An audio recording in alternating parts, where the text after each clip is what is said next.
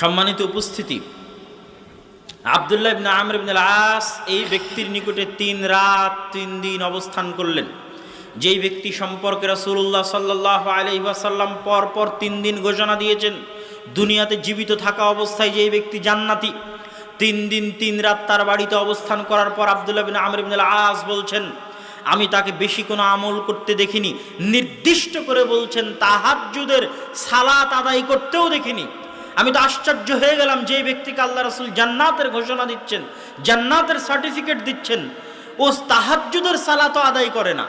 এবং দিনের বেলা বেশি কোনো আমল, অত্যধিক কোনো আমল আমার নজরে আসলো না, আমার চোখে পড়লো না, না দিনের বেলা না রাতের বেলা। আমি 3 দিনের দিন যখন ফিরে চলে যাচ্ছি তখন তাকে জিজ্ঞেস করলাম, ঘটনা এই রাসূলুল্লাহ সাল্লাল্লাহু আলাইহি ওয়াসাল্লাম এই বলেছেন, এই অবস্থা, এই জন্য এসেছি।